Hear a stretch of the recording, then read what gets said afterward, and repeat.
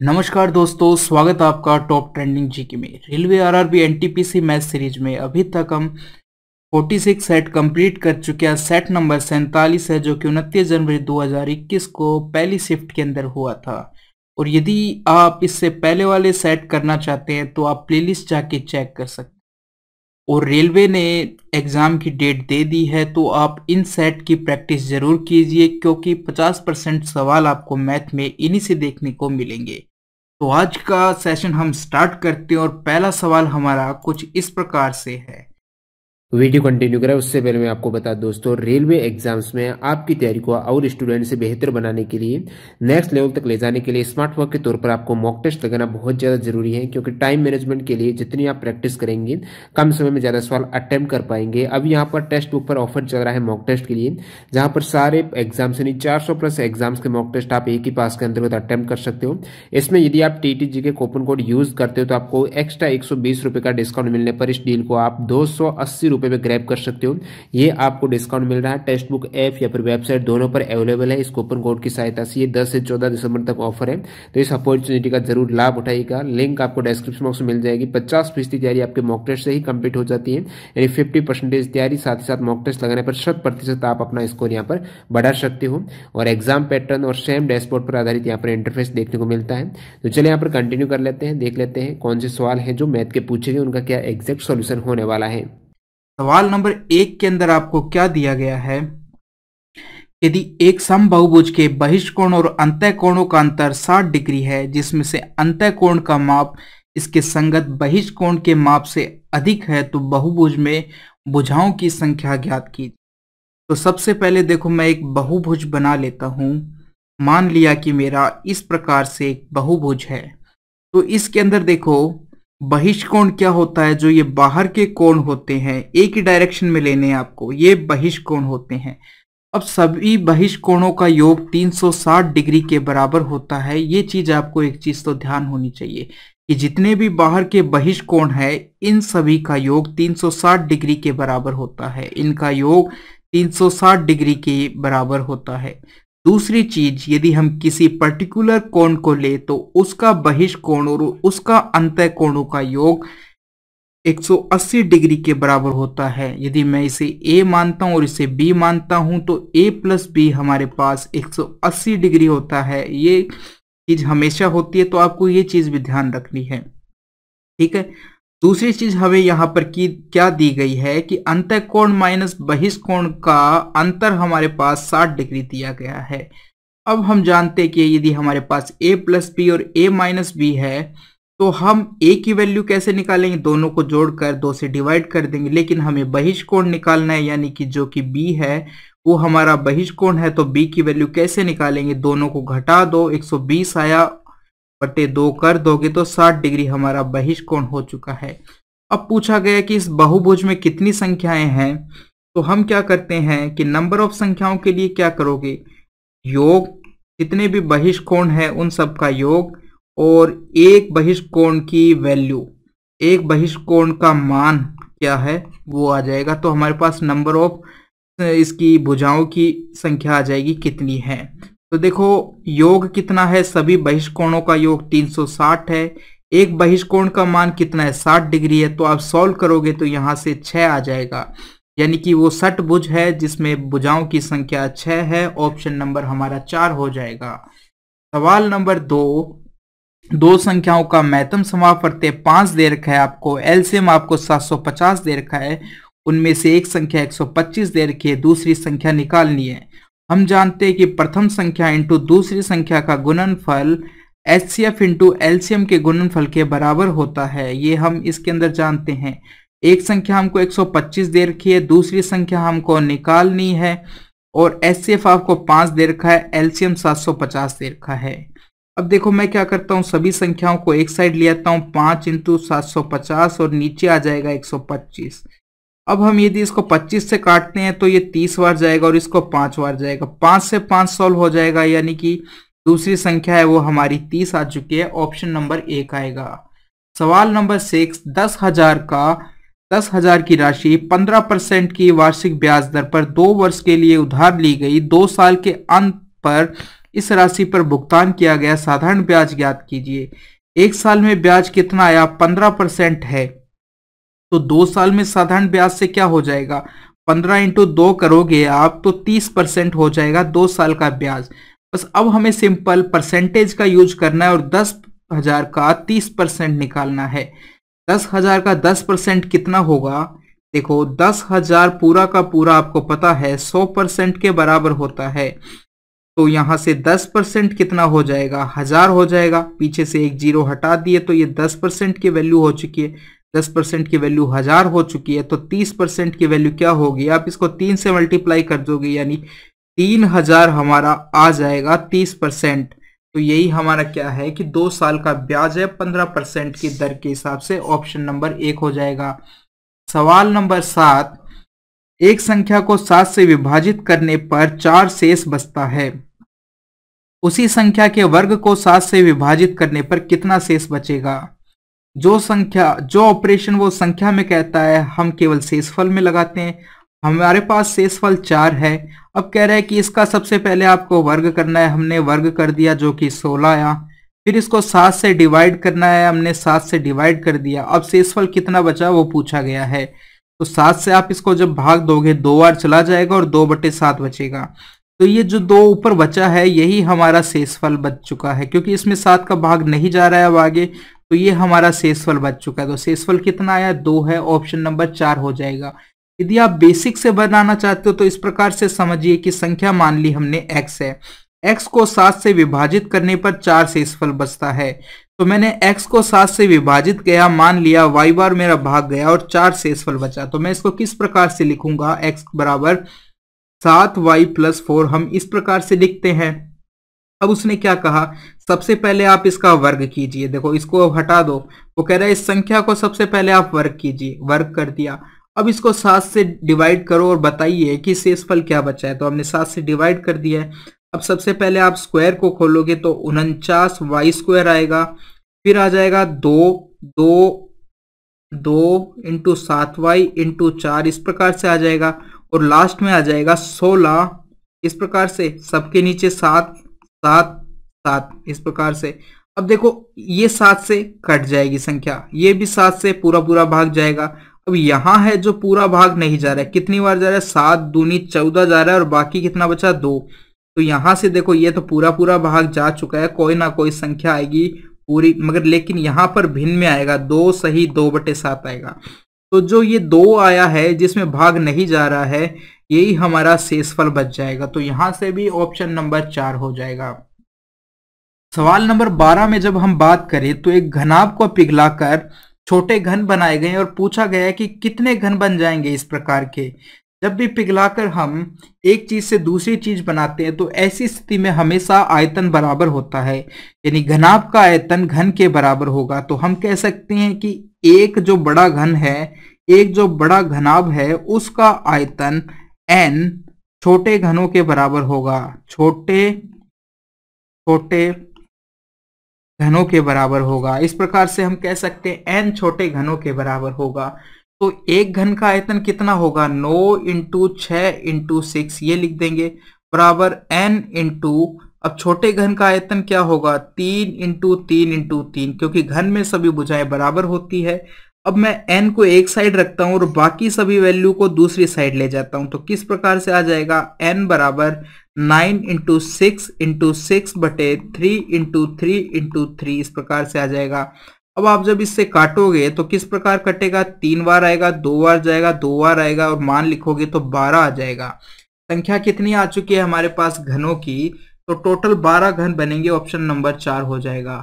सवाल नंबर 15, एक रेलगाड़ी 600 मीटर और 200 मीटर लंबे पुलों को क्रम से 80 सेकंड और 40 सेकंड में पार करती है, रेलगाड़ी की लंबाई ज्ञात करनी है। तो यदि देखो सबसे पहली चीज तो हम ये बात करते हैं कि जब भी रेलगाड़ी पुल को पार करती है तो वो कितनी लंबाई पार करती है, यानी रेलगाड़ी की लंबाई प्लस पुल की लंबाई। देखो रेलगाड़ी की लंबाई यदि मैं L मानता हूं प्लस 600 पार करने में उसको कितना समय लगा, हम कहेंगे 80 सेकंड का समय लगा। इसी प्रकार L प्लस 200 मीटर पार करने में उसको कितना समय लगा, 40 सेकंड का समय लगा। तो यहां पर यदि 40 का जो अंतर है, 40 सेकंड का जो अंतर है उतने में कितनी दूरी पार करी है, तो इन दोनों को घटा दो आप, यानी 400 मीटर दूरी को पार करने में उसको 40 सेकंड लगती है। तो यहां से हम चाल निकाल सकते हैं कि 400/40 कर दोगे आप, ये मीटर में दूरी आ गई है जिसको पार करने में 40 सेकंड लगे, तो दोनों को डिवाइड करोगे यहां से चाल आ जाएगी। चाल कितनी आ चुकी है, 10 मीटर प्रति सेकंड हमारे पास चाल आ चुकी है। अब हमें निकालनी है क्या, रेलगाड़ी की लंबाई निकालनी है। ठीक है, लंबाई निकालनी है तो क्या करेंगे, देखो हमारे पास चाल आ चुकी है। यदि मैं इस दूसरी वाली इक्वेशन को लेता हूं, तो देखो दूरी बराबर कितना हो जाएगा, चाल तो है मेरे पास 10 और उसको समय लगा है 40 सेकेंड, तो दोनों को मल्टीप्लाई करोगे तो दूरी कितनी आ जाएगी, 400 मीटर आ जाएगी। अब ये 400 मीटर किसके बराबर होगी, रेलगाड़ी की लंबाई प्लस 200 मीटर जो पुल की लंबाई है उसके बराबर होगी, यानी कि L प्लस 200 बराबर होगा 400 के। ये हमें पता चल चुका है, तो यहां से हम क्या कर सकते हैं, इसका L का मान निकाल सकते हैं। L बराबर कितना आएगा, 200 को उधर ले जाएंगे तो 200 मीटर हमारे पास L का मान आ गया है, जो कि रेलगाड़ी की लंबाई है। ऑप्शन नंबर 4 हो जाएगा। क्वेश्चन नंबर 18, एक कमरे की लंबाई 750 सेंटीमीटर और चौड़ाई 525 सेंटीमीटर है। इसमें क्या करना है, वर्गाकार टाइल्स लगानी है। इसके लिए आवश्यक टाइल की न्यूनतम संख्या कितनी होगी। देखो कमरे की लंबाई दे रखी है, चौड़ाई दे रखी है, तो हमको क्या करना पड़ेगा, वर्गाकार न्यूनतम टाइल निकालने के लिए एचसीएफ लेना पड़ेगा। तो 700 और जब 525 का जब आप एचसीएफ लोगे तो कितना आएगा, देखो ये भी 25 का भाग जा रहा है और इसमें 25 का भाग जा रहा है, यानी 25 कॉमन आ रहा है सबसे पहले। तो 25 जाने के बाद यहाँ पर 30 बचता है और यहाँ पर 25 का जब आप भाग दोगे तो 21 आ जाएगा। अब कितने का, 3 का भाग और चला जाएगा, तो 3 से ये 10 बार जाएगा और 3 से ये 7 बार जाएगा।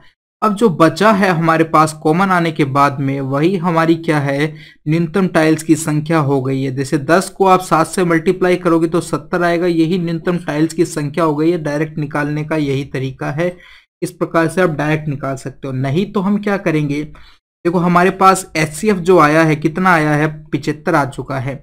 ये 75 क्या चीज आया है, वर्गाकार जो टाइल है उसकी एक भुजा आ चुकी है हमारे पास 75, यानी कि एक वर्गाकार टाइल की एक भुजा 75 आ चुकी है, यानी हर भुजा उसकी 75 होगी। अब टाइल्स की हमको संख्या निकालने के लिए क्या करेंगे, नंबर ऑफ टाइल्स निकालने के लिए क्या करेंगे हम, कि कमरे में कितनी टाइल्स लगेगी। ऊपर आ जाएगा कमरे का क्षेत्रफल बटे एक टाइल का क्षेत्रफल, ये आ जाएगा, इस प्रकार से आ जाएगा। तो कमरे का क्षेत्रफल कितना होगा, 750 इंटू 525 होगा। और नीचे यदि टाइल की बात करते हैं तो एक टाइल की लंबाई या चौड़ाई 75 है, इस प्रकार से हो गई, भुजा 75 है। 75 से इसको काटोगे तो ये 10 बार जाएगा, इसी प्रकार 75 से 525 को काटोगे तो 7 बार जाएगा। तो यहां से भी नंबर ऑफ टाइल आपकी 70 ही आ जाएगी। अब ऑप्शन किसी में भी 70 नहीं है, इसलिए इस क्वेश्चन को रेल ने इग्नोर कर दिया है। सवाल नंबर 20 में क्या दिया गया है, x प्लस 1/x बराबर 5 दिया है। तो ऐसे सवालों में हम देखो जो मान निकालना होता है, हमें किसका निकालना होता है, जब x प्लस 1/x का मान दे रखा हो तो x प्लस 1/x स्क्वायर, इस प्रकार से आपको वैल्यू दी होगी। यानी एक तो x होगा और एक 1/x कुछ भी होगा, यानी x³ प्लस 1/x³, इस प्रकार से भी हो सकता है। यदि ऐसा नहीं दिया गया है तो हम जो इसका मान निकालना है उसको इस प्रकार से बनाने की कोशिश करते हैं। अब देखो हमारे पास दिया गया है 3x/2x² प्लस 2 माइनस 5x, तो इसको इस प्रकार से बनाने की कोशिश करेंगे। इसके लिए क्या करेंगे, ऊपर नीचे हम x से डिवाइड करेंगे, यानी 3x को भी x से डिवाइड करना और इसको भी x से डिवाइड करना है। ऊपर नीचे दोनों तरफ x से डिवाइड किया गया है, तो ऊपर करेंगे तो क्या बचेगा, 3 बचेगा, क्योंकि x से x कट जाएगा। और नीचे करोगे तो 2x हो जाएगा प्लस 2/x हो जाएगा और माइनस 5 आ जाएगा। अब आप यहां से कुछ कॉमन लोगे तो ऊपर तो 3 है, यहाँ 2 कॉमन आ जाएगा, x प्लस 1/x होगा और यहाँ माइनस 5 आ जाएगा। अब देखो x प्लस 1/x का मान आपके पास 5 दे रखा है, तो 3/2 इंटू 5 माइनस 5 ही आ जाएगा। तो यहां से 3/5 हो जाएगा। ऑप्शन नंबर 3 हो चुका है। सवाल नंबर 21, 5000 की राशि एक निश्चित साधारण ब्याज की दर पर एक वर्ष में बढ़कर इतनी हो जाती है। तो 5000 की राशि बढ़कर कितनी हो चुकी है 5,900। तो ब्याज कितना लगा मिला है एक साल में, 900 रुपए ब्याज मिला है। तो उसी साधारण ब्याज की दर पर 8,000 की राशि 5 वर्ष में कितनी हो जाएगी, ये कहा गया है। तो यहां से सबसे पहले देखो हम दर निकाल लेते हैं कि हमारे पास 900 रुपए जो आया है 5,000 पर, इसको 100 से मल्टीप्लाई करोगे तो ये दर आ जाएगी। तो 0 से 2 जीरो से ये कट गई, 1 जीरो से ये कट गई, यानी दर हमारे पास आ चुकी है 90/5% आ चुकी है। ये हमारे पास दर आ चुकी है, ये दर आ चुकी है। अब देखो दर आ चुकी है, और यदि हम इसको और ज्यादा सरल करना चाहें तो देखो किस प्रकार, जब भी आप 5 का भाग देते हो तो क्या करते हैं हम, डबल कर देते हैं उसको, यानी कि 180 और पीछे से एक स्थान के बाद हम पॉइंट लगा देते हैं। तो 18% हमारे पास क्या आ चुकी है, दर आ चुकी है। अब क्या करना है कि आपके पास 8,000 की जो राशि है उस पर 5 वर्ष में कितना ब्याज मिलेगा, इसी दर पर यह बताना है हमको। तो राशि अब हमारे पास कितनी है, 8,000 है, ठीक है। दर कितनी है, 18 है। टाइम कितना है, 5 साल है।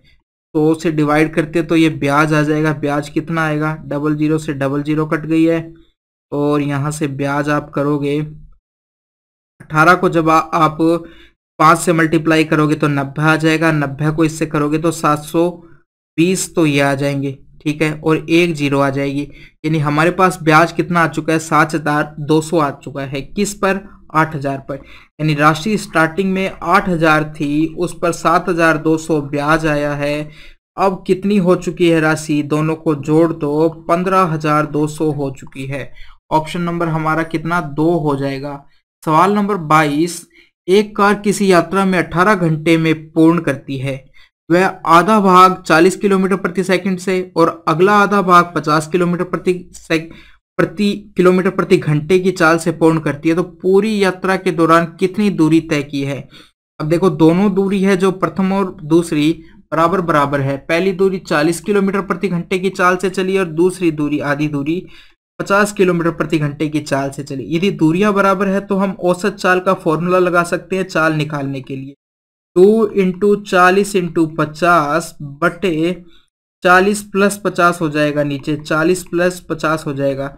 तो यहां से कितना आएगा, 40 × 50 बटे 90, ये आ जाएगा हमारे पास।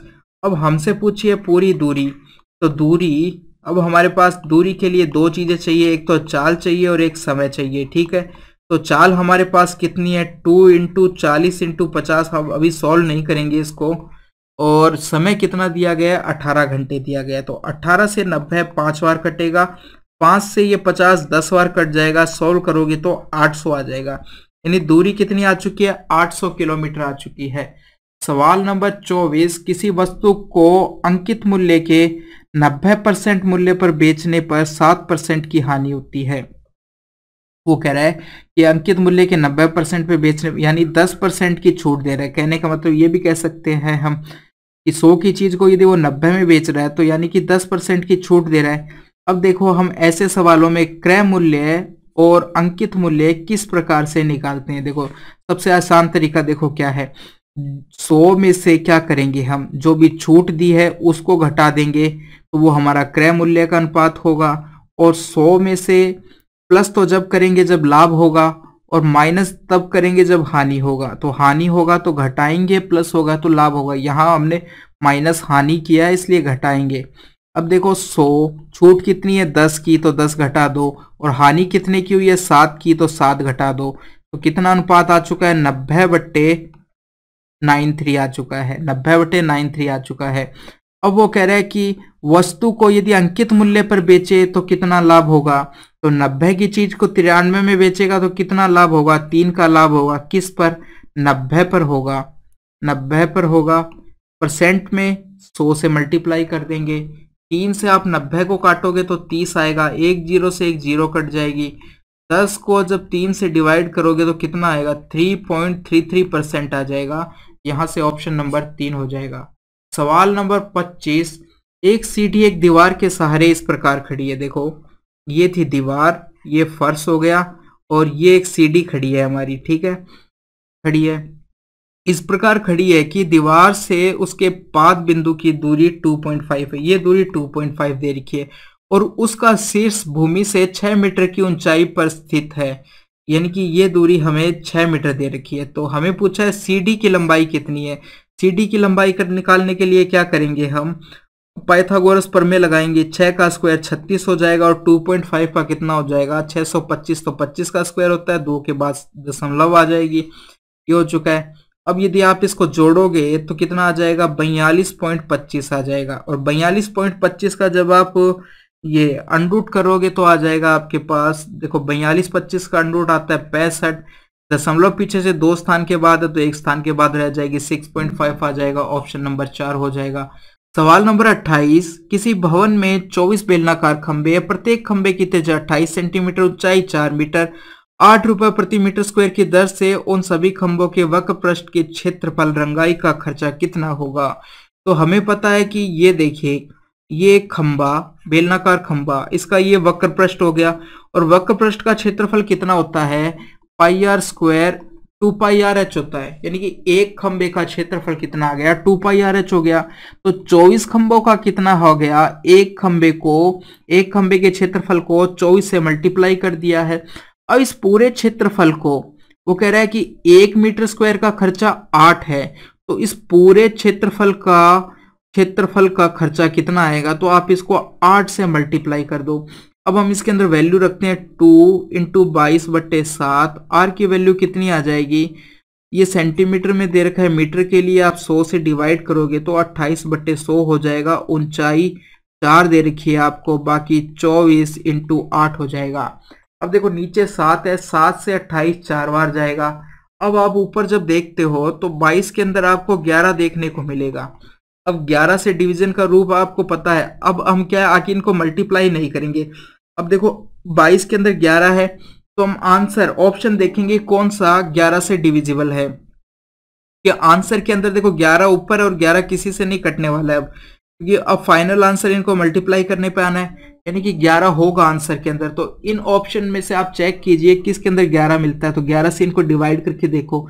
जब आप पहले को डिवाइड करते हो तो किस प्रकार से 11 का रूल क्या होता है, एकांतर क्रम वाले नंबरों को, अंकों को हम जोड़ते हैं, और फिर दोनों का जो जोड़ के, यानी कि एकांतर क्रम वाले नंबरों का जो योग आता है उनका अंतर या तो 0 आना चाहिए या 11 का गुना जाना चाहिए। तो देखो हम इनको करते हैं, 1 को 5 से मल्टीप्लाई करोगे, 5 को 6 से, तो ये आ चुका है 12। इसी प्रकार से इस 3 को 1 से करोगे, 1 को 8 से करोगे तो ये भी 12, दोनों को घटाने पर 0 आ रहा है, यानी कि ये 11 से डिवाइड होगा, ऑप्शन नंबर 1। बाकी आप चेक कर लेना, कोई भी नंबर बाकी 11 से डिविजिबल नहीं होगा, क्योंकि कोई भी नंबर ना तो 0 आएगा ना 11 का मल्टीपल आएगा। सवाल नंबर 36 में क्या दिया गया है, दो संख्याओं का महत्तम समापवर्ती 11 दे रखा है, लघुत्तम समापवर्ती 330 दे रखा है, उनमें से एक संख्या 55 दूसरी निकालनी है। तो प्रथम संख्या इंटू दूसरी संख्या का मल्टीपल एचसीएफ इंटू एलसीएम के बराबर होगा, ये हम जानते हैं। तो यहां से हम जब वैल्यू रखते हैं, एक संख्या हमारी 55 है, दूसरी संख्या को x मान लिया हमने जिसको निकालना है, बाकी ये 11 इंटू 330, तो x बराबर हमारा 11 इंटू 330/55 हो जाएगा। सॉल्व करने पर देखो ये 6 बार कट जाएगा, ठीक है, और इसको आप मल्टीप्लाई करोगे 66 आ जाएगा। ऑप्शन नंबर 2 हो चुका है हमारा। सवाल नंबर 38, 6, 72, 120 का हमको एलसीएम लेना है। तो एक संख्या है 6, दूसरी 72, तीसरी 120 है। तो 6 के टुकड़े करते हैं तो किस प्रकार से होंगे, 2 इंटू 3 हो जाएंगे। अभाज्य टुकड़े कर रहे हैं। अब 8 को 9 से मल्टीप्लाई करते हैं तो 72 आता है, 8 को 9 से और आगे तोड़ोगे तो क्या होगा, 2 की पावर 3, 3 की पावर 2। अब इसको क्या होगा, 24 इंटू हम क्या लिख सकते हैं, 5 लिख सकते हैं। 24 को और आगे तोड़ोगे तो क्या हो जाएगा, 8 आएगा, जो कि 2 की पावर 3 होता है, और 3 यानी कि 3 और 1 हमारे पास कितना है, 5 है। तो अब सबसे बड़ी पावर लिखनी है, तो 2 की पावर सबसे बड़ी कितनी देखने को मिल रही है, 3, 3 की पावर सबसे बड़ी है 2, और 5 की कितनी है, 1 ही है। तो हमारे पास एक नंबर 8 आ चुका है, 3 का स्क्वायर 9 होता है और ये 5 होता है। तो इनको आप यदि सॉल्व करोगे तो कितना आएगा, 8 नीम 72 और 72 को 5 से करोगे तो 360 आ जाएगा, यानी ऑप्शन नंबर हमारा यहाँ से 2 हो जाएगा। सवाल नंबर 41, किसी स्कूल में ऐसे 20 शिक्षक हैं जो गणित और भौतिक या तो गणित या भौतिक पढ़ाते हैं। देखो हम दो गोले बना लेते हैं इस प्रकार से। सबसे पहले देखो एक स्कूल है जिसमें देखो मान लिया कि ये तो मैथ वालों का गोला है और ये फिजिक्स वालों का गोला है। तो देखो कि ऐसे 20 शिक्षक है जो या तो मैथ पढ़ाते हैं, ठीक है, या तो मैथ पढ़ाते हैं या फिजिक्स, दोनों में से एक सी पढ़ाएंगे। तो ये पूरा आपको कितना दे रखा है, जो हमने जो छायांकित भाग बनाया है वो 20 दे रखा है आपको। अब 12 क्या है, 12 शिक्षक केवल गणित पढ़ाते हैं, यानी केवल वाला यही है जो इसमें छाया वाला भाग है, ये 12 है। और 4 शिक्षक भौतिक और दोनों पढ़ाते हैं, यानी कि ये बीच वाला जो भाग है वो दोनों का, ये 4 हो चुका है। तो इनमें से कितने ऐसे शिक्षक हैं जो केवल भौतिक पढ़ाते हैं? तो देखो हमें ये पता चल चुका है कि ये तो देखो दोनों जो छायाकृत दोनों भाग है वो मिलाकर 20 है, तो 12 इधर है तो ये 8 होगा। ये कितना होगा, 8 होगा। तो केवल भौतिक पढ़ाने वालों की यदि बात करते हैं तो वो केवल 8 ही होगा। और यदि कहे कि भौतिक पढ़ाने वालों की बात करें तो ये 4 और 8 दोनों जुड़ जाएंगे, 4 + 8 12 होगा। तो हमें क्या पूछा गया है, केवल भौतिक पढ़ाने वाले, जो कि 8 आना चाहिए न कि 12 आना चाहिए। तो ये जो ऑप्शन 2 के अंदर उसने लिखा है तो थोड़ी सी लैंग्वेज उसने सही नहीं लिखी है। उसको लिखना चाहिए था कि तो कितने शिक्षक भौतिक पढ़ाते हैं, तब हम क्या करते, 4 + 8 दोनों को। केवल भौतिक की यदि बात करता है तो 8 ही आएगा। तो यहां से ये सवाल मेरे हिसाब से गलत है। आप इसको चेक कर सकते हैं और यदि कुछ और इसका सॉल्यूशन है तो आप आंसर में बता सकते हैं। सवाल नंबर 43, एक रेलगाड़ी प्लेटफॉर्म पर मौजूद एक व्यक्ति को 10 सेकंड में पार करती है और 260 मीटर लंबे प्लेटफॉर्म को 20 सेकंड में पार करती है, तो रेलगाड़ी की लंबाई ज्ञात करो। अब देखो 10 सेकंड में एक आदमी को पार करती है, यानी कि रेलगाड़ी हम कहेंगे कि अपने आप को कितने में पार करती है, 10 सेकंड में। तो देखो यदि रेलगाड़ी की लंबाई L है तो वो चाल कितनी आ जाएगी, 10 सेकंड में पार कर रही है, दूरी बट्टे चाल होता है, तो ये आ चुका है। और दूसरा इसी प्रकार से कि देखो प्लेटफॉर्म को जब वो पार कर रही है तो यहां से भी चाल निकाल देते हैं कि दूरी टोटल कितनी होगी, L + 260 बट्टे 20, ये हो चुका है, ये हो चुका। रेलगाड़ी की अब लंबाई हमको निकालनी है, ठीक है। तो यहां चाल से निकाल दिया और यहां पे चाल से निकाल दिया, ये दोनों चाल है तो दोनों बराबर होगी, दोनों को बराबर रख दिया। अब हमें क्या करना पड़ेगा, क्रॉस मल्टीप्लाई करना पड़ेगा। तो 20L बराबर कितना आ जाएगा, 10L और 10 260 और इस प्रकार से आ जाएगा।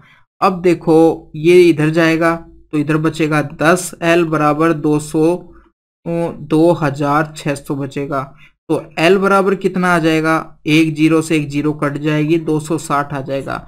यानी रेलगाड़ी की लंबाई भी कितनी आ जाएगी, 260 आ जाएगी। ऑप्शन नंबर 4 हो जाएगा।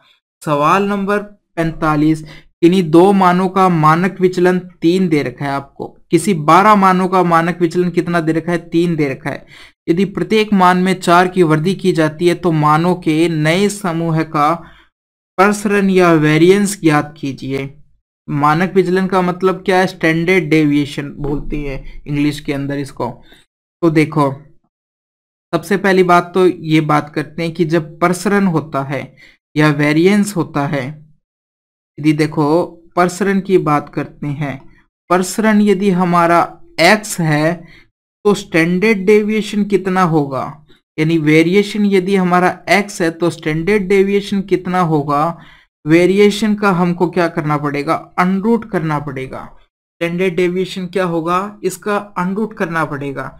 तो हमें क्या दे रखा है, मानक विचलन, यानी अनरूट x की वैल्यू आपको 3 दे रखी है। तो यहां से x का मान कितना आ जाएगा, x का मान दोनों तरफ आपको स्क्वायर करना पड़ेगा, यानी x का मान हमारे पास 9 आ चुका है। तो यानी कि प्रसरण या बात करें वेरिएंस की बात करें, वो हमारे पास कितना आ चुका है, 9 आ चुका है। अब देखो यहां तक की बात तो हो चुकी है कि एक बार 9 आ चुका है प्रसरण। अब बात करते हैं कि प्रत्येक मान में 4 की वृद्धि की जाती है तो मानों के नए समूह का प्रसरण क्या होगा। अब एक चीज यदि ध्यान रखिए आप, यदि प्रत्येक मान में 4 की वृद्धि करते हैं तो ना तो उससे है ना, देखो प्रत्येक मान में यदि 4 की वृद्धि करते हैं ना तो उससे ये मीन डेविएशन पे फर्क पड़ता है। एक चीज तो ये ध्यान रखिए आप, मीन डेविएशन या माध्य विचलन, माध्य विचलन, और दूसरा ना ही प्रसरण पर फर्क पड़ता है। ये चीज आपको ध्यान रखनी है। यदि प्रत्येक मान में वृद्धि करने पर, प्रत्येक मान में वृद्धि करने पर ना तो मीन डेविएशन पे कोई फर्क पड़ता है और ना प्रसरण पे कोई फर्क पड़ता है। ये चीज आपको अभी ध्यान रखनी है और डिटेल से हम आगे आने वाले शिफ्ट के अंदर करेंगे। यदि मैं अभी ज्यादा बता दूंगा तो ये सारा आपको घोच मोच हो जाएगा, कुछ भी नहीं पता चलेगा। इसलिए अभी हमें इतना ही ध्यान रखना है। इन चीजों पे सवाल आते हैं, इसलिए इन दोनों चीजों को याद कर लीजिए आप कि माध्य विचलन और प्रसरण पर कोई फर्क नहीं पड़ता है। जब भी हम प्रत्येक मान में कोई ना कोई वृद्धि करते हैं या घटाते हैं तो कोई फर्क, प्रत्येक मान में कोई वृद्धि या घटाते हैं तो कोई फर्क नहीं पड़ता है। इसलिए प्रसरण हमारा 9 आया था, तो घटाओगे या वृद्धि करोगे मानों में तो वो फिर भी हमारा 9 का 9 ही रहेगा। तो इसलिए ऑप्शन नंबर 4 हो चुका है। और ये 2 मोस्ट इंपॉर्टेंट बातें, इनको आप ध्यान रखना कि प्रत्येक वैल्यू में यदि हम, जैसे 5 वैल्यू दी गई है, उनमें यदि प्रत्येक में हम 4-4 की वृद्धि करते हैं तो हमारा माध्य तो चेंज हो जाएगा मगर माध्य विचलन या प्रसरण चेंज नहीं होगा। ये चीज आपको ध्यान रखनी है। और प्रसरण चेंज नहीं होगा तो स्टैंडर्ड डेविएशन भी चेंज नहीं होगा, क्योंकि इसका अंडर रूट ही तो लेते हैं। तो ये चीज आपको ध्यान रखनी है। तो ये हमारा ऑप्शन नंबर यहां से 4 हो जाएगा। ओके, आगे बढ़ते हैं। सवाल नंबर 46। 46 में क्या दिया गया है, कोट इनवर्स -1√3 का मूल मान ज्ञात कीजिए। कोट इनवर्स माइनस इसका मान निकालना है आपको, ठीक है। किसका मान निकालना है, इसका। कोट इनवर्स दे रखा है और -1/√3 दे रखा है। मैं इसको x के बराबर मान लेता हूं, यानी जिसका मान निकालना है उसको x मान लिया। अब देखो यदि मैं कोट को उधर लेके जाता हूं तो इधर इनवर्स है तो उधर कोट हो जाएगा, यानी कि कोट उधर लेके चला गया। इसको मैं देखो पहले इसी प्रकार से लिखूंगा, -1/√3। अब मैंने कोट को उधर लेके चला गया तो क्या हो गया है, कोट x बन चुका है उधर जाकर, इस प्रकार से आ चुका है। अब देखो हम केवल अभी माइनस की बात नहीं कर रहे। 1/√3 कोट के अंदर किसका मान होता है, यानी मैं 1/√3 को क्या लिख सकता हूं, मैं इस प्रकार से लिख सकता हूं कि ये हो जाएगा मेरा कोट 60 हो जाएगा, कोट 60। और इधर आपके पास कोट x दे रखा है।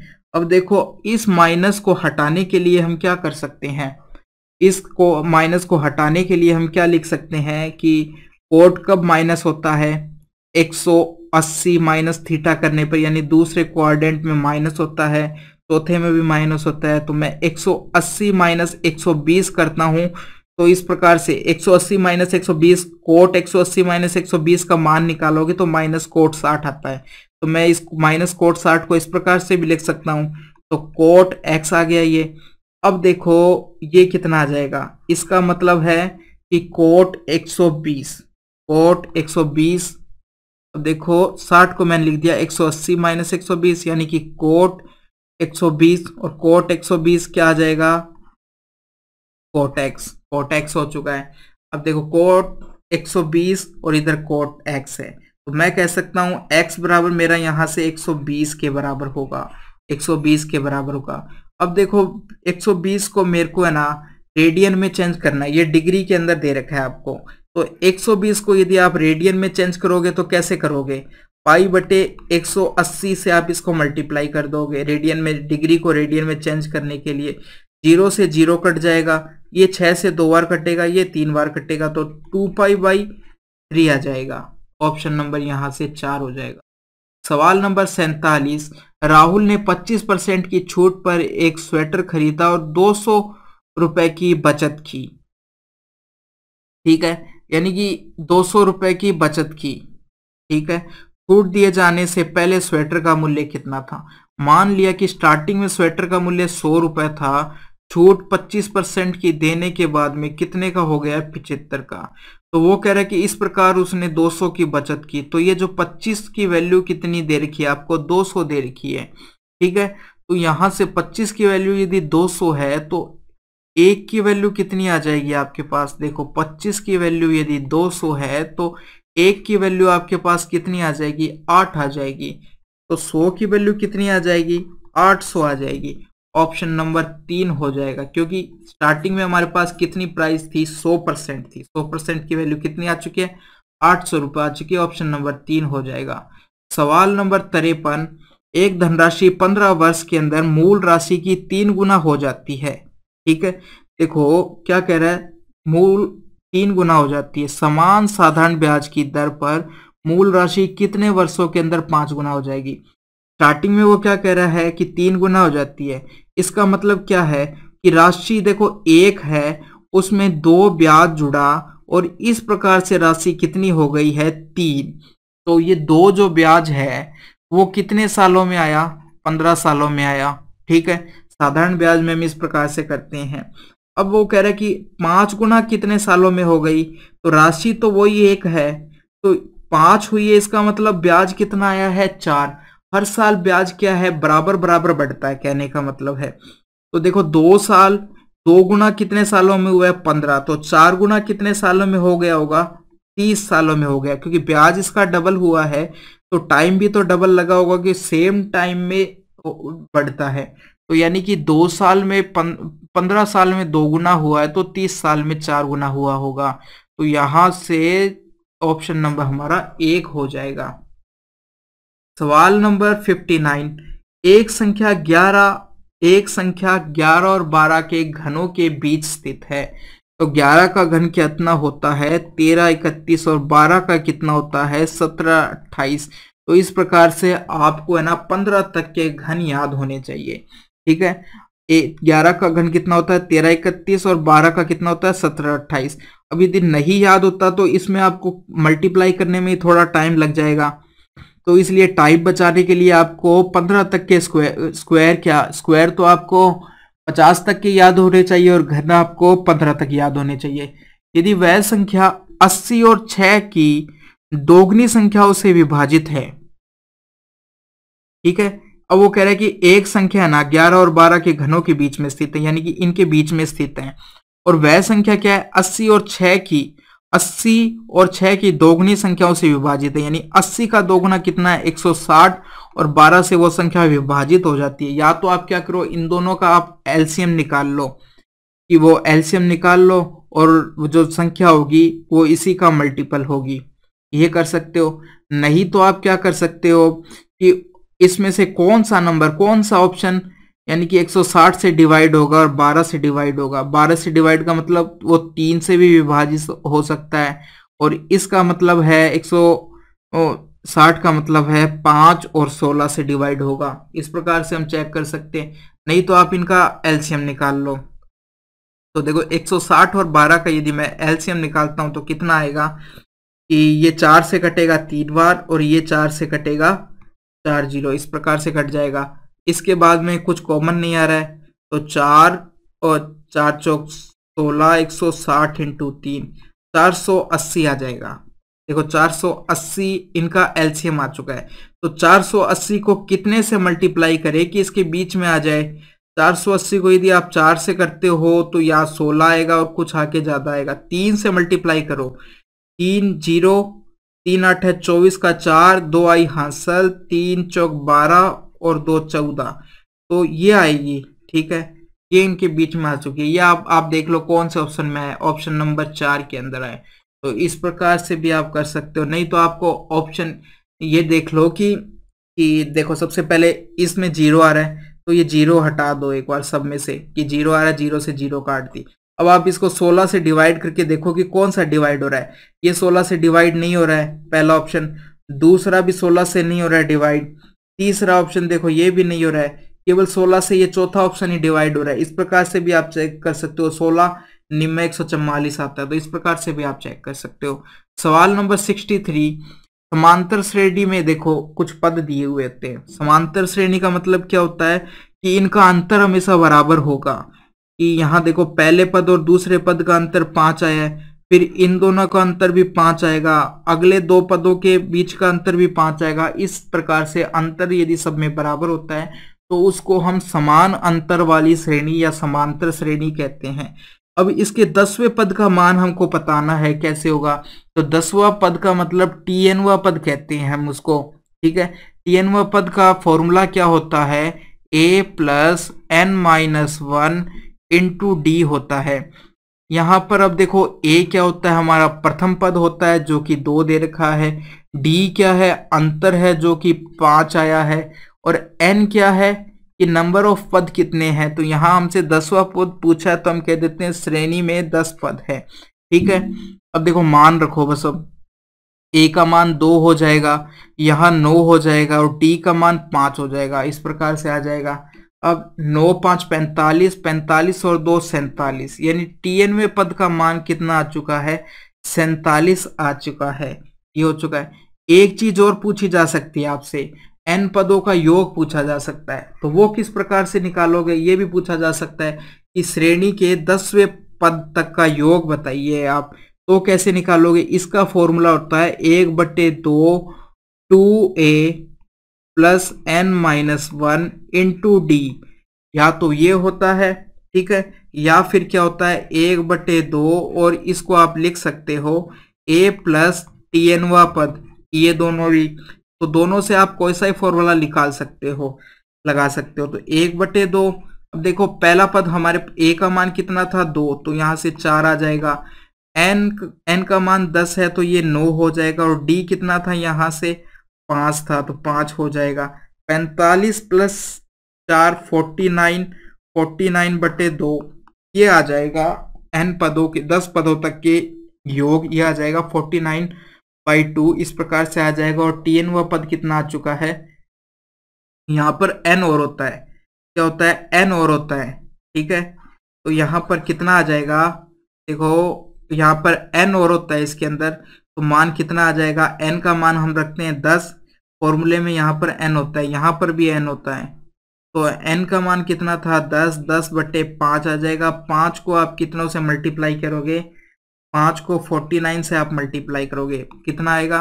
5 9 45 का 5, 4 आएगी हासिल, 5 चौक 20, 20 और 4 24। तो इतना आ जाएगा इनका, यानी 10वें पद तक का योग 245 आ जाएगा। तो योग इस प्रकार से निकाल सकते हो आप, ये चीज भी आपको ध्यान रखनी है। सवाल नंबर 64, निम्नलिखित को हल कीजिए। अब यदि इनको हल करना है तो देखो सबसे पहले इस ब्रैकेट को हल करो। 32 को 32 से मल्टीप्लाई करते हैं तो 32 का स्क्वायर 1024 होता है। अब कितने स्थानों के बाद दशमलव है? देखो यहाँ 4 के बाद और यहाँ 3, तो टोटल 7 के बाद हमको लगानी पड़ेगी। 4 संख्याएं तो है, 3 0 और लगा के फिर लगाना पड़ेगा हमें। तो इतनी संख्याओं के बाद दशमलव है। अब इसके अंदर आपको कितना जोड़ना है? अब देखो 5 पॉइंट्स के बाद में 3 तो देखो 0 है और 32 ये जोड़ना है इसके अंदर, 32 इतना जोड़ना है। तो देखो पीछे 4 आ जाएगा, 2 आ जाएगा, फिर 2, फिर 4 0 0 0। पॉइंट हमेशा एक सीध में रहने चाहिए, जब भी जोड़ो आप पॉइंट एक सीध में रहने चाहिए। तो हमारे पास वैल्यू कितनी आ गई? पॉइंट के बाद 3 0 फिर 42 24, पॉइंट के बाद देखो 3 0 और 42 24, ऑप्शन नंबर 1 हो जाएगा। सवाल नंबर 68, ए की आयु बी की आयु से 6 वर्ष अधिक है। यदि ए की आयु बी की आयु से 6 वर्ष अधिक है तो आज भी 6 वर्ष अधिक रहेगी, 6 साल बाद भी 6 वर्ष अधिक रहेगी, 6 साल पहले भी 6 वर्ष अधिक रहेगी, यानी हमेशा उनकी आयु 6 वर्ष अधिक रहेगी। ए और बी का अंतर हमेशा 6 वर्ष रहेगा। अब देखो 10 वर्ष पहले बी की आयु ए की आयु की 3/4 थी। अब देखो ए और बी है 2, तो बी की आयु क्या है? 3/4 ए की, यानी ए की आयु यदि 4 है तो बी की आयु कितनी हो जाएगी? 3 हो जाएगी। ये हो चुका है, ठीक है। अब क्या कह रहा है? 10 साल पहले की बात कर रहा है ये। इनका अंतर कितना है? 1 अनुपात का अंतर है। और एक चीज आपको बताई गई है पहली लाइन में, ए और बी का अंतर कितना है? 6 वर्ष है। चाहे आज की बात कर लो और कभी बात कर लो तो अंतर तो बराबर ही रहना है। तो 1 अनुपात की वैल्यू कितनी आ चुकी है? 6 वर्ष आ चुकी है, ठीक है। तो यहां से यदि 1 की वैल्यू 6 है तो इस इसकी 4 की वैल्यू कितनी आएगी, 4 6 24 आ जाएगी। इस 3 की वैल्यू कितनी आएगी, 3 6 18 आ जाएगी। ये आ चुकी है। अब ए की वर्तमान आयु पूछी है, 10 साल पहले कितनी है, 24 है। और तो वर्तमान में कितनी हो जाएगी, यानी 10 जोड़ना पड़ेगा, 34 हो जाएगी। ऑप्शन नंबर हमारा यहाँ से 3 हो जाएगा। सवाल नंबर 70, एक जोड़ी रोलर स्केटर्स का क्रय मूल्य 450 रुपए है। इस पर 5% का बिक्री कर लगाया, बिल की राशि ज्ञात कीजिए। 5% लगाया तो कितना हो जाएगा, 5% लगाकर अब विक्रय मूल्य 105 हो जाएगा। ठीक है, क्योंकि 100 तो खुद है और 5% कर लगा दिया है, तो ये हो जाएगा। अब यदि इनको और सॉल्व करें तो ये 21 20 हो जाएंगे, 0 से 0 कट जाएगी। अब आप इनको सबसे पहले मल्टीप्लाई कीजिए। 21 को यदि मैं इससे मल्टीप्लाई करता हूं तो 21 5 कितना आएगा, 5, और ये 10 आ जाएगा। और 21 8 है, 21 चौका 84, 84 और 10 94 आ जाएगा। अब इसको आपको किससे मल्टीप्लाई डिवाइड करना है, 2 से करना है, तो 2 से करोगे तो 4 बार जाएगा, फिर 7 बार जाएगा, उसके बाद में 2 बार जाएगा और फिर 5 बार जाएगा। तो 472.5 या 472.50 रुपए, ये कह सकते हैं हम, इतना बिल की राशि हो चुकी है। ऑप्शन नंबर 1 हो चुका है। क्वेश्चन नंबर 73, 32 बिट रजिस्टर द्वारा कितने भिन्न मानों को भंडारित किया जा सकता है। तो देखो, एक बिट की बात करते हैं ना, तो एक बिट में 2 तरह के मान स्टोर हो सकते हैं, या तो 0 हो सकता है या 1 हो सकता है। इस प्रकार से बाइनरी के अंदर एक बिट के अंदर 2 तरह के मान, या तो 0 हो सकता है या 2 हो सकता है। तो कितने तरह के मान हो सकते हैं, 2 तरह के मान स्टोर हो सकते हैं। एक बिट की बात करें तो 2 तरह के मान, 2 बिट की बात करें तो 2 इंटू 2 हो जाएंगे, और 3 बिट की बात करें, यानी देखो एक बिट में कितना, 2 बिट की बात करें तो 2 इंटू 2 यानी 2 की पावर 2 हो जाएंगे।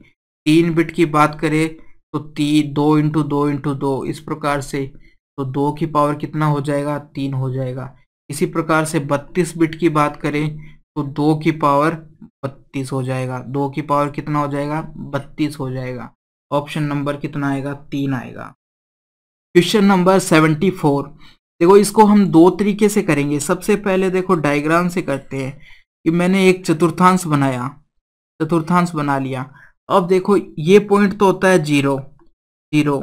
जब आपको इस प्रकार की वैल्यू दी हुई हो कि या तो सारे 2 2 2 इस प्रकार से देखने को मिले, या फिर 0, तो इस डायग्राम से करना ज़्यादा आसान होता है। ये 0 है, यहाँ पर कहीं पर x का मान कितना आएगा, 1 आएगा, और यहाँ कहीं पे x का मान क्या आएगा, -1 आएगा, और यहाँ पे देखो 1 आ जाएगा, और यहाँ कहीं पे -1 आएगा y का मान। ये तो है y के लिए, ये तो y का है, और ये x का निर्देशांक है। अब देखो जब पहले बिंदु की बात कर रहा है 1 0, तो वो कहाँ पर होगा, x का मान 1 और y का मान 0, यानी ये वाला बिंदु।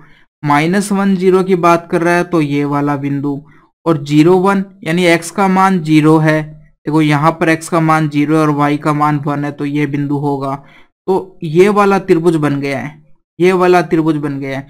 अब यदि हम इसके आधार की बात करें, आधार कितना आ चुका है, यहाँ से 1 से लेकर -1 तक, तो 0 से 1 तक 1 और 0 से -1 तक 1, तो पूरी लंबाई कितनी हो चुकी है, 2 हो चुकी है। और ऊंचाई की बात करें तो कितनी है ऊंचाई, 0 से लेकर 1 तक, तो ऊंचाई हो चुकी है इसकी कितनी, 1 हो चुकी है। तो अब हम त्रिभुज के क्षेत्रफल का फॉर्मूला लगा सकते हैं, 1/2 इंटू आधार इंटू ऊंचाई। तो यहां से यदि आप काटोगे तो कितना आ जाएगा, 1 इकाई आ जाएगा। ऑप्शन नंबर 1 हो जाएगा। देखो दूसरा मेथड क्या है कि हमारे पास डायरेक्ट फॉर्मूला होता है क्षेत्रफल निकालने का। क्षेत्रफल बराबर क्या होगा, 1/2, ठीक है, फिर मोड, फिर आप क्या करोगे, यदि जैसे 3 बिंदु है आपके पास, तो x1 हम ऐसे लिख देंगे, फिर x2 कुछ दूरी पर, फिर x3 कुछ दूरी पर, और फिर हम मोड लगा देंगे लास्ट में। अब देखो x1 के बाद में यदि यहाँ पर 1 आ गया है, तो अब 2 आएगा और 3 आएगा, तो y में लिखने हैं y2 और -y3। अब देखो लाइन से चलना है हमको, x2 आ गया है, तो अब अगला y क्या आएगा, y3 आएगा, फिर 3 के बाद में 1 आ जाएगा। x3 आ चुका है तो अब आएगा y3 आ चुका है तो y1 माइनस y2। लाइन से चलना है बस हमें। अब देखो यहाँ पर आप मान भी इसी प्रकार से रखोगे। सबसे पहले x के मान आप रखोगे, तो देखो x का मान कितना है 1, फिर -1, फिर 0। तो हमने रख दिया यहाँ पर 1, फिर लिख देंगे -1 और फिर 0। अब देखो 0 से किसी का मल्टीप्लाई करने का तो कोई मतलब नहीं है, 0 ही आएगा। केवल हमें मान यहाँ पर रखना पड़ेगा। तो ये 1 और ये है -1। तो यहाँ पर जब आप रखोगे y2 माइनस y3 है, y2 0 है और ये -1 आ जाएगा, क्योंकि यहाँ पर 0 -1 करोगे तो -1 हो जाएगा। अब यहाँ पर ये है, अब y3 माइनस y1 लिखना है। y3 का मान 1 है, -0 है, ये आ जाएगा। आगे तो 0 ही होगा पूरा मान। तो यहाँ से 1/2 है। अब जब आप इसको मल्टीप्लाई करोगे तो यहाँ से आपका मान कितना आएगा, -1 आएगा। और यहाँ से कितना आएगा, यहाँ से भी -1 आ जाएगा। ये मान आ जाएगा मोड। अब आप इनको जोड़ोगे तो 1/2 इंटू -1 आएगा, मोड के अंदर -2 हो जाएगा। और जब मोड से हटाएंगे हम तो हमेशा प्लस वैल्यू बाहर आती है, तो हम कहेंगे 1/2 इंटू 2 और यहाँ से आ जाएगा 1। तो हमारा क्षेत्रफल कितना आ चुका है, 1 इकाई। चाहिए आप फॉर्मूला लगा लीजिए और चाहे आप इस प्रकार से कर लीजिए। सवाल नंबर 82 में क्या दिया गया है आपको कि एक इमारत के सिर से देखे जाने पर पूर्व दिशा की ओर स्थित समान ऊंचाई वाले दो घरों के अवनमन कोण क्रम से 45 और 30। यानी कि वो क्या कह रहा है, एक ऊंचाई से देख रहा हूं मैं कि दो घर है, कि यानी कि एक ये घर हो गया, एक ये घर हो गया, इनकी ऊंचाई सेम है। तो ऊंचाई सेम है, हम क्या करते हैं, इस घर को थोड़ा सा ना यहाँ बनाएंगे, ठीक है। इन घर की ऊंचाई सेम है। अब क्या कह रहा है, इन घर को देखने पर एक तो 45 डिग्री के कोण पर है, ठीक है, इस और दूसरा कितने डिग्री के कोण पर है, 30 डिग्री के कोण पर है। इस प्रकार से कह रहा है वो, ये 45 डिग्री के कोण पर है और ये 30 डिग्री के कोण पर है। यदि दोनों घरों के बीच की दूरी 50 है। अब देखो इन दोनों घरों के बीच की दूरी कितनी दे रखी है आपको, 50 दे रखी है, ठीक है। तो इमारत की ऊंचाई बतानी है हमें। सबसे पहले हम जानते हैं कि ये 45 का कोण है, तो ये कोण भी 45 डिग्री का ही होगा। अब देखो जब 45 के होते हैं तो अनुपात में मान किस प्रकार से होता है कि ये 1 अनुपात में, ये भी 1 अनुपात में और ये √2 में। इसकी तो अभी हमें जरूरत नहीं है। तो ये दोनों भुजाएं 1-1 अनुपात में होती है, क्योंकि दोनों बराबर है, दोनों कोण बराबर है। तो अब देखो यदि हम बड़े वाले त्रिभुज की बात करें, यदि ये 30 डिग्री है तो ये पूरा कोण 60 डिग्री होगा। तो 30 डिग्री के सामने की भुजा यदि 1 है, देखो 1 है, तो 60 डिग्री के सामने की भुजा कितनी होगी, ये पूरी भुजा है, ये √3 के बराबर होगी। तो यहां से हमें पता चल चुका है √3 माइनस 1 करें तो कितना बचेगा, 50 के बराबर। यानी √3 माइनस 1 अनुपात करें तो ये 50 मीटर के बराबर है। इस प्रकार से पता चल चुका है। अब हमें निकालनी है इस 1 की वैल्यू, क्योंकि ऊंचाई अनुपात में 1 ही है। तो 1 की वैल्यू कितनी आ जाएगी, 50/√3 माइनस 1 मीटर, ये आ जाएगी। अब देखो नीचे से हमें √ हटाने के लिए क्या करना पड़ेगा, ऊपर नीचे इस विपरीत साइन से मल्टीप्लाई करना पड़ेगा। तो देखो √3 माइनस 1, इसको आप विपरीत साइन से यदि ऊपर मल्टीप्लाई करते हो, यानी √3 + 1 और नीचे भी √3 + 1 से मल्टीप्लाई करते हो तो कितना आता है, 50 आ जाएगा। ऊपर √3 + 1 बच जाएगा इस प्रकार से, और नीचे क्या होगा इनका 3 - 1 यानी 2 आ जाएगा।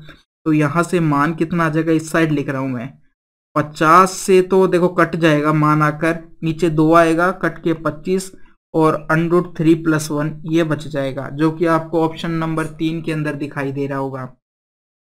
सवाल नंबर 83 में देखो क्या है, एक तो दे रखी है आपको पावर ऊपर तो 7 की पावर 1/5 और नीचे दे रखी है 7 की पावर 1/3।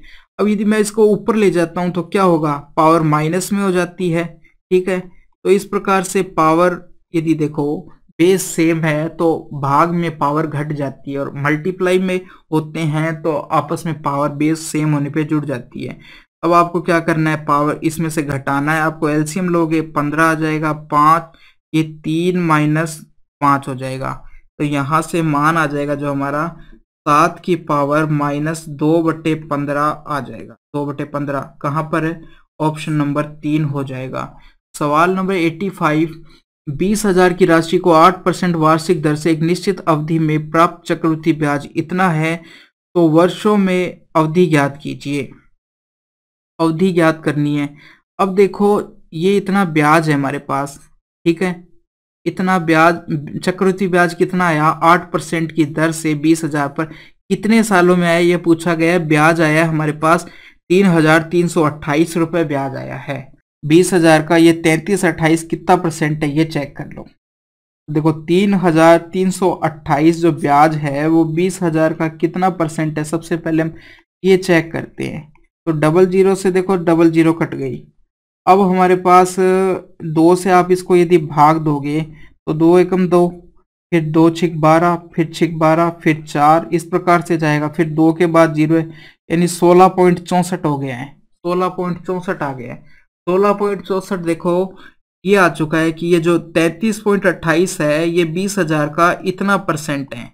अब देखो 16 कब होगा, 16 कब होगा कि जब 8 को डबल करेंगे तभी तो लगभग 16 के बराबर आएगा। यानी कि हमें अब पता चल के आया है लगभग वो 2 वर्ष के बराबर होगा, यानी कि 2 वर्ष के अंदर आया है। यदि 8% से 1 साल का है तो 2 वर्ष के अंदर आ जाएगा। कैसे, देखो अब हम यहाँ से दर निकालते हैं 2 सालों की चक्रवृद्धि ब्याज पर या कंपाउंड दर कहें तो 8 + 8, 8 × 8 करेंगे बटे 100 करोगे, तो ये यहाँ से करोगे ना आप तो भी ये 16.64 ही आएगा। करो 8 8 16 हो जाएगा और इनको करोगे तो 0.64 हो जाएगा, तो ये प्रकार हो जाएगा 16.64 आ जाएगा।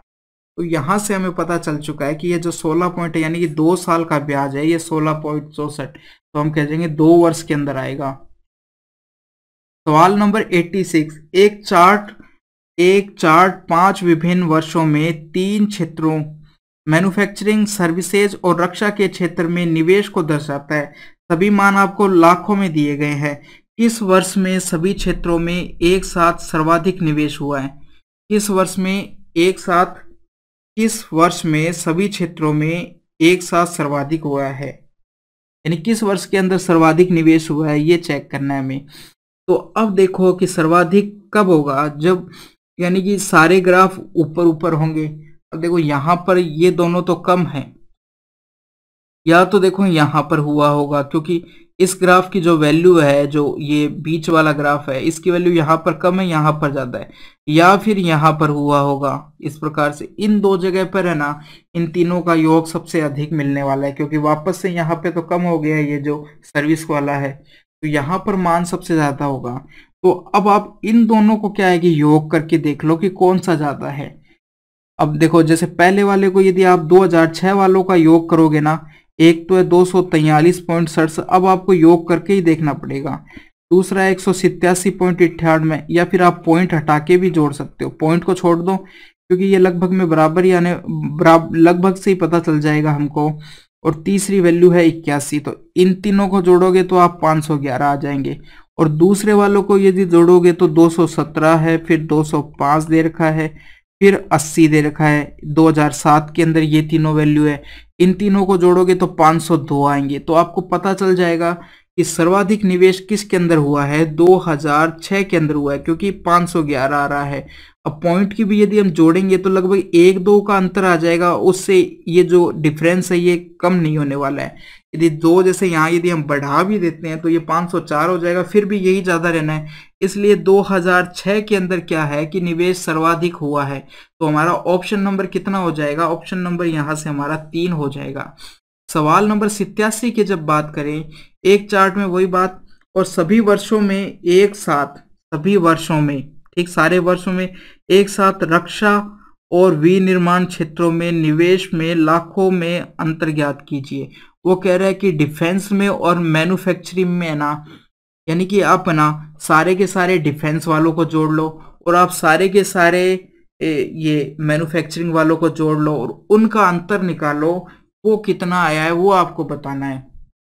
तो ऐसे सवाल में ये सवाल आपको तब करना है जब आप पूरा का पूरा पेपर कर लो और अब भी आपके पास टाइम बचा है, क्योंकि इसमें आपको क्या है कि सारी संख्याओं को जोड़ना पड़ेगा। जैसे इस 247 इन सबको आपको जोड़ना पड़ेगा, तो फिर इनको जोड़ने में क्या है काफी टाइम भी लगेगा, और यदि बाई चांस फिर आंसर भी नहीं आया तो वो और दिक्कत। तो ऐसे सवालों को सबसे लास्ट में करना चाहिए। तो अब यदि आप इन सबको जोड़ोगे, यानी कि ये डिफेंस वाले में यदि आप सबको जोड़ोगे तो 1152.37 आएगा। इसी प्रकार से जब आप है ना मैन्युफैक्चरिंग वाले सबको जोड़ोगे तो कितना आएगा, ये 432.08 आ जाएगा, 08 आ जाएगा। और अब आप इनको घटाते हो तो दोनों का अंतर आ जाएगा, घटाने पर यहाँ 9 आएगा, यहाँ 1 तो हम 2 कह सकते हैं, यहाँ 0 आ जाएगा, यहाँ 2 आएगा और यहाँ ये आएगा 720.29 आ जाएगा। अब आप सोचो कि मैं ना पॉइंटों का यूज ना करूं, डायरेक्ट इनको कर लूं, तो ये ऑप्शन देखो आप, हमारा ऑप्शन आया है 720 और ये दूसरा ऑप्शन देखो एकदम पास पास में ऑप्शन है। इसलिए ऐसे सवाल को तो पेपर में क्या है कि छोड़ देना चाहिए, लास्ट में आपके पास यदि टाइम बचा है तो ही करना चाहिए।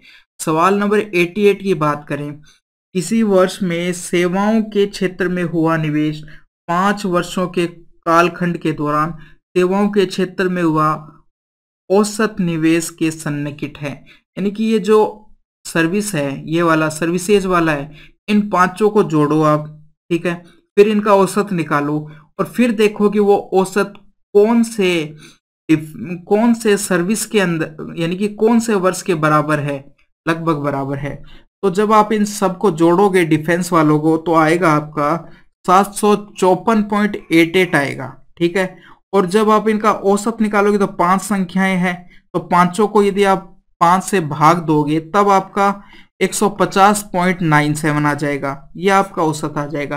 तो जब ये हम औसत देखते हैं तो ये यहाँ कहीं पर आता है, यानी 187.98 और 121.47 के बीच में आएगा आपका 150.97। और अब हम ये देखें किसके ज्यादा पास है, तो 121, यानी यदि मैं इसको 120 लेता हूं, 21 भी बात करूं आप, पॉइंट वाले को छोड़ रहे हम, 150 में से 121 घटाओगे तो यहाँ 29 का अंतर आता है, और 187 में से यहाँ घटाओगे तो यहाँ 37 का अंतर आता हो। तो ये किसके पास ज्यादा है, यानी 2005 वाले के पास ज्यादा है, यानी कि लगभग किसके पास में माना जाएगा यदि बात की, वैसे तो किसी के पास में नहीं आ रहा है कि जो मान आया है औसत वो किसी भी वर्ष वाले मान के पास में नहीं आया है, मगर हम देखें फिर भी ज्यादा पास किसके है, ये 29 है और यहाँ डिफरेंस 37 है, तो किसके ज्यादा पास है, 2005 के 2006 की बजाय, जबकि यहाँ आंसर आपको 2006 दे रखा है, तो 2006 दे रखा है। तो इस प्रकार से अब 2005 तो यहाँ कहीं पे आपको दे भी नहीं रखा है, तो इस प्रकार से भाई इसका आंसर मेरे हिसाब से तो इस सवाल का आंसर यहाँ पर गलत दे रखा है। अब बाकी भाई रेल वाले जाने कि इसका आंसर क्या होगा। सवाल नंबर 89 की बात करें, 89 की बात करें, किस वर्ष में रक्षा क्षेत्र में निवेश का शेयर प्रतिशत, रक्षा क्षेत्र में शेयर का प्रतिशत उसी वर्ष सभी तीनों क्षेत्रों में हुए निवेश की तुलना में न्यूनतम था। यानी रक्षा क्षेत्र में किस वर्ष में जो निवेश हुआ है वो तीनों के निवेश की तुलना में न्यूनतम था। तो सबसे पहले तो देखो रक्षा क्षेत्र में कहां पर न्यूनतम हुआ है, एक तो यहां पर न्यूनतम हुआ है, एक यहां पर हुआ है, एक यहां पर। रक्षा क्षेत्र की बात करें तो ग्राफ से देखने से हमें पता चल रहा है यहां पे न्यूनतम हुआ है। अब ये न्यूनतम किसका, तीनों की तुलना में बात कर रहा है, यानी कि ये जो रक्षा क्षेत्र का है वो तो ऊपर आ जाएगा इस प्रकार से, ठीक है। दूसरे का 17.46, इन दो को यदि हम लेते हैं यहाँ, तो इसको हमने क्यों छोड़ दिया, क्योंकि ये नीचे आ चुका है काफी और यहाँ ये भी नीचे आ चुका है। तो देखो मैं एक आपको बताता हूं कि जैसे ये रक्षा क्षेत्र का है, न्यूनतम वाली वैल्यू रख दी, अब नीचे है ना तीनों का योग अधिकतम आना चाहिए। देखो किस तीनों के अंदर अधिकतम आ रहा है योग, तो देखने पे यहां पता चल रहा है यहाँ पे अधिकतम योग आएगा, यहाँ अधिकतम आएगा। यानी कि कहने का मतलब है कि नीचे वाली संख्या जितनी बड़ी आएगी मान उतना कम आएगा ना, यदि नीचे वाली संख्या छोटी आएगी तो मान उतना ही ज्यादा बढ़ता जाएगा। जैसे कि हम बात करें यदि 3 को 3 ऊपर देखो 3 और 3 है, यदि नीचे 5 है, एक तो 5 क्या लेते हैं नीचे देखो, ऊपर एक तो 30 ले लिया, इधर भी 30 ले लिया, एक तो नीचे 6 ले लिया, एक नीचे 5 ले लिया, तो किसका मान ज्यादा आएगा? नीचे यदि वैल्यू ज्यादा है तो मान आएगा कम, और यदि नीचे वैल्यू कम है तो मान ज्यादा आएगा। तो वो कह रहा है कि कम किस में आए, यहाँ तो देखो 5 आए, यहाँ 6 है, कम किस में आया है? जिसमें नीचे वैल्यू ज्यादा है। तो नीचे वाला तुलना में तीनों आएंगे नीचे, ज्यादा किस में आएगा? इस वाले साल के अंदर आएगा, यानी 2007 में देखो ज्यादा आएगा, क्योंकि यहाँ पे ये ग्राफ डाउन हो रहा है, यानी कि ये वैल्यू नीचे है, यहाँ ये वैल्यू देखो ऊपर है, इसलिए रक्षा का तो हमको सबसे कम लेना है और तीनों का योग सबसे अधिक लेना है। ठीक है, तो तीनों का योग यहाँ पर सबसे अधिक है जो कि नीचे आएगा, इनटू, तो बस यही वाला साल है जिसका परसेंटेज यानी रक्षा क्षेत्र का प्रतिशत तीनों की तुलना में किए गए निवेश का सबसे कम आएगा, तो वो हो जाएगा आपका 2007। क्यों? क्योंकि देखो हमें रक्षा में तो सबसे कम लेना है, यानी कि तीनों की तुलना में सबसे कम कौन सा है? तो रक्षा का तीनों में कम 1 2 वैल्यू, ये 3 कम है, मगर कुल की जब हम बात करते हैं नीचे आएगा कुल की जब बात करते हैं तो इधर ये वैल्यू नीचे, ये वैल्यू नीचे, अधिकतम कहाँ मिल रही है? ये वैल्यू। तो तीनों को यदि जोड़ोगे आप तो यही सबसे ज्यादा मिलेगा, यहाँ मान कम आएगा, यहाँ पर भी कम आएगा, इसलिए हम कह सकते हैं कि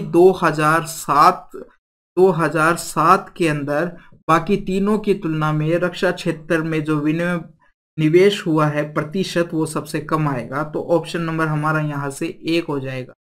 तो दोस्तों यहाँ पर आज का हमारा पेपर समाप्त हो चुका है, और आपको ये कैसा लगा आप कमेंट में जरूर बताना, और साथ ही यदि आपको कोई प्रॉब्लम है तो वो भी आप कमेंट में बता सकते हो। बाकी दोस्तों मिलते हैं एक नए पेपर के साथ। थैंक यू दोस्तों।